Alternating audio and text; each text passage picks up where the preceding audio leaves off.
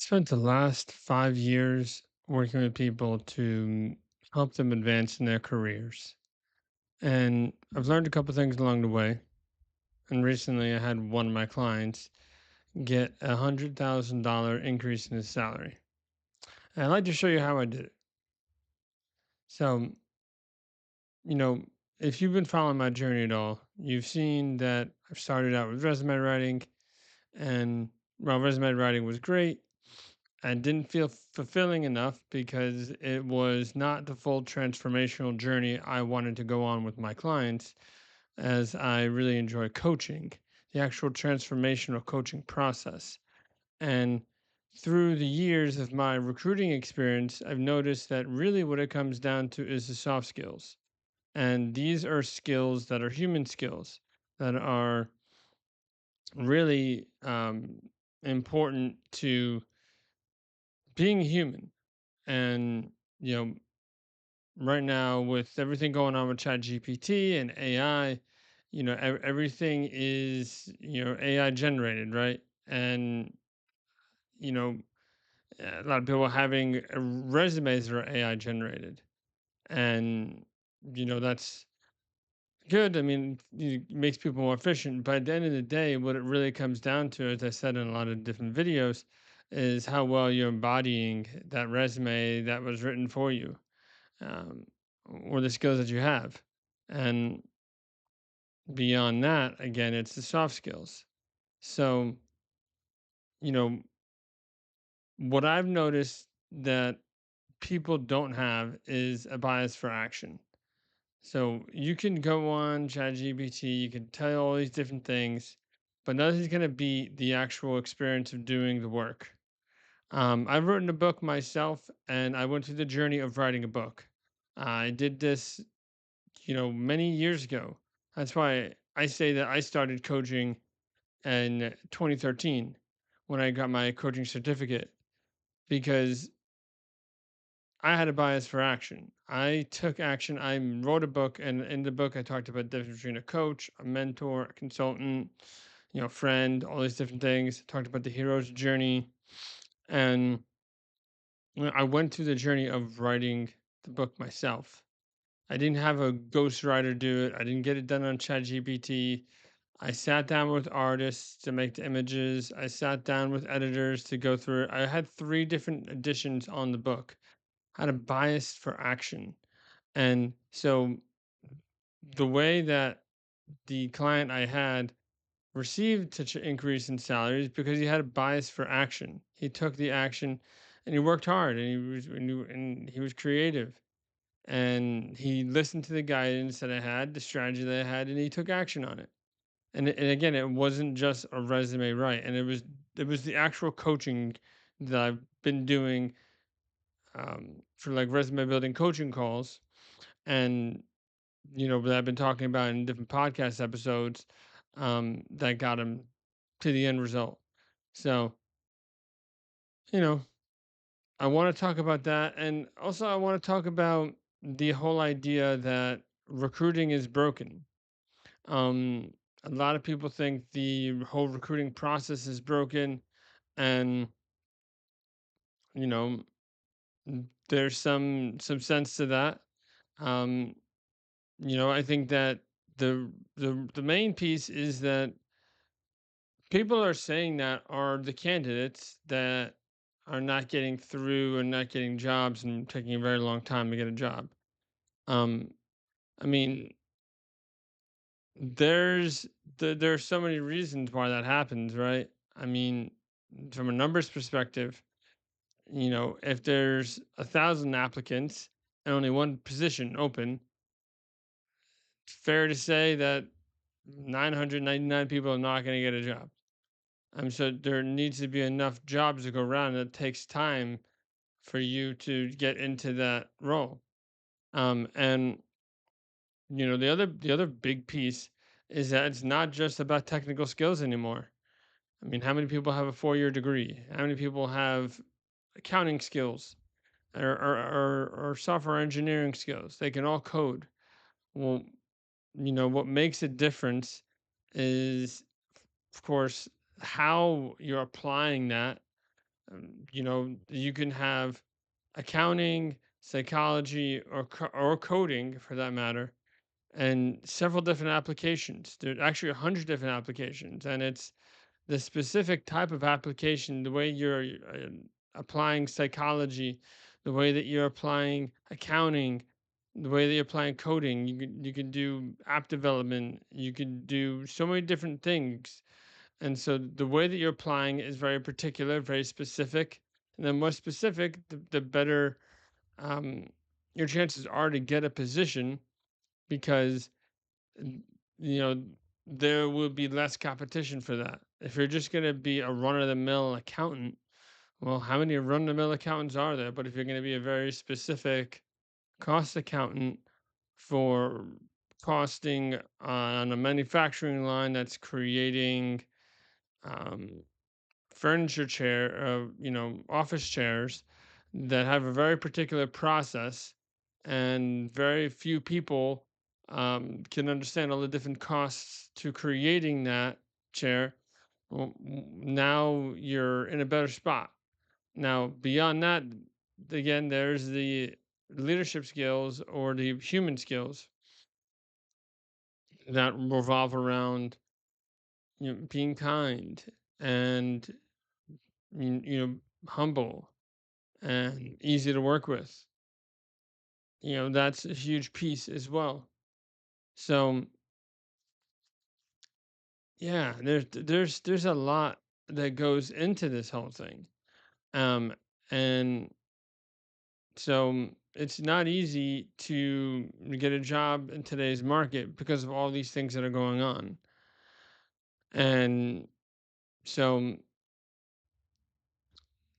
the other piece about resumes and sending out resumes in this job market is sending out a resume, putting an application creates no equity.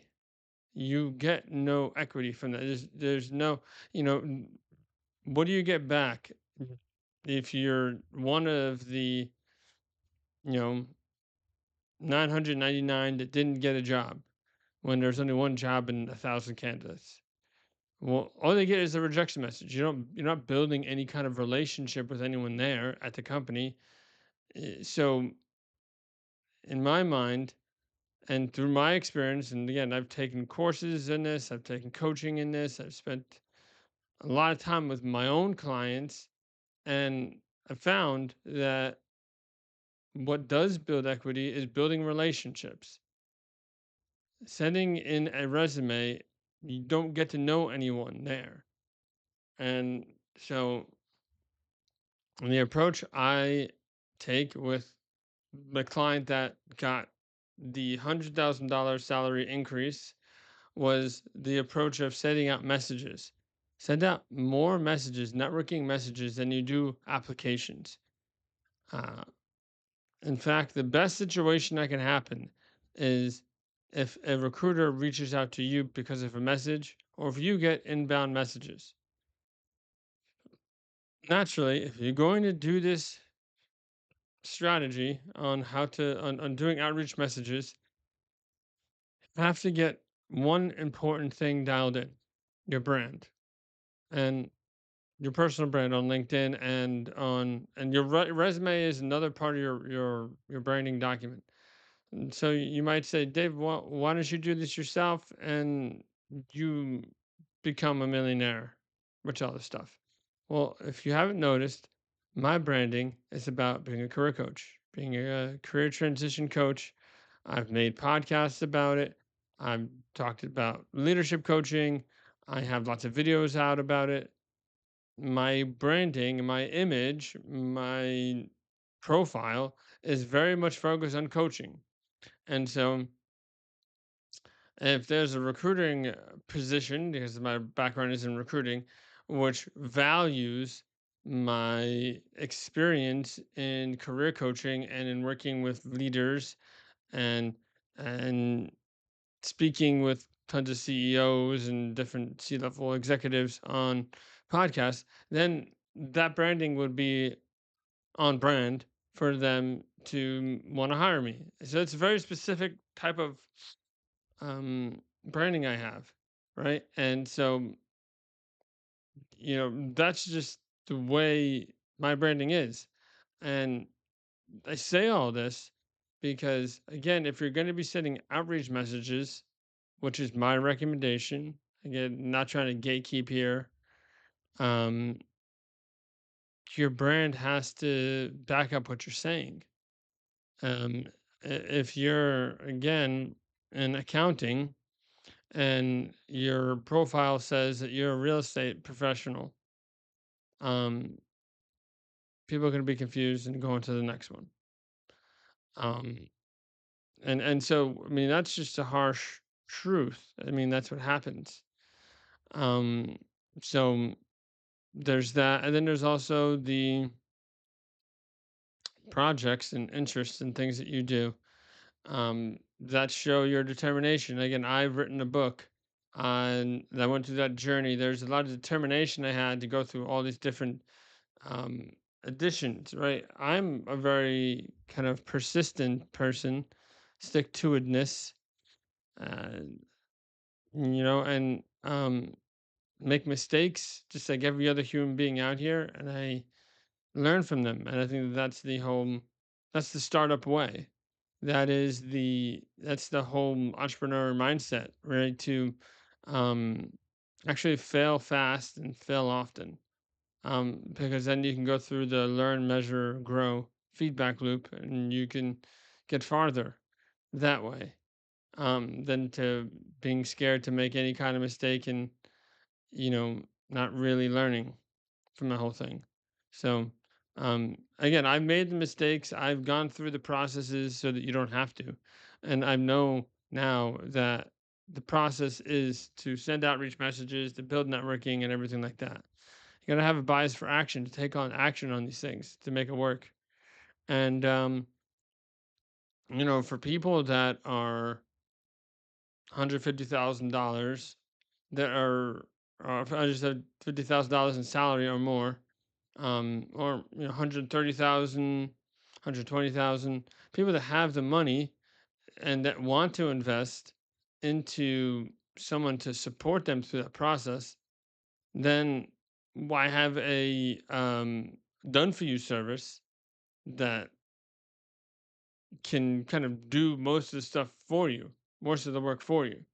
Um, that's if you have the money, um, you're currently working, or you want to invest in yourself. And so, with that more expensive programs, um, you still have to do the work, but a lot of it is done with you and done for you already. With writing out the messages and kind of getting on one-on-one calls to really just make sure that you're approving the things that I'm doing. Because at the end of the day, that's really what it's about, right? Still have to approve and deny or deny um, the work I'm doing. Because, like, let's be real, it's obviously your reputation, not mine, that we're working on. If I'm creating messages, if I'm building a brand for you, it is your brand in the end.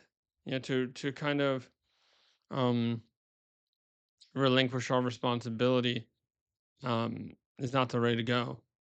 And I always uh, encourage people to have some responsibility and some accountability in the things that they do. I mean, I'm very much a health advocate, and you can see that in the different podcasts I've done, and the the idea of taking your health into your own hands is also really important to me. And so, you know, of course, there are some good doctors, some good health professionals out there, but we are seeing a rise in more like health coaches and such. Because they take the time to actually get to know you, and you're not relinquishing your whole responsibility of your health to somebody else. And so that's the kind of idea I'm explaining here in terms of career as well. You're not just relinquishing your entire career to a career coach. There still has to be some accountability and responsibility. Of course, there's a lot of stuff that can be done for you if you have the money and you want to go for more of an expensive package, where things can be done for you, and then that can be done for you, and that's great. Uh, I think that you know it's good to say this kind of stuff too, because it's like if you think that recruiting is broken, and if you're one of those people that are really upset about that, well, there is another way, and that's the kind of way that I'm talking about here. It's essentially a retained search for specifically you as a candidate, and finding out exactly what you want, and then working with you to build the relationships with those people so that you can get the position that you want. Um, and that's done on one-on-one coaching.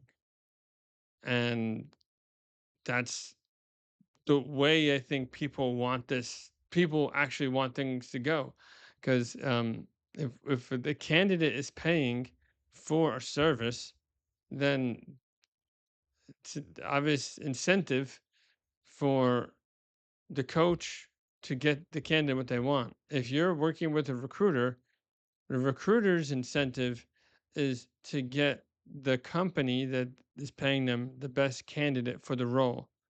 So at the end of the day, as great as they think a particular candidate is, they're not the decision maker.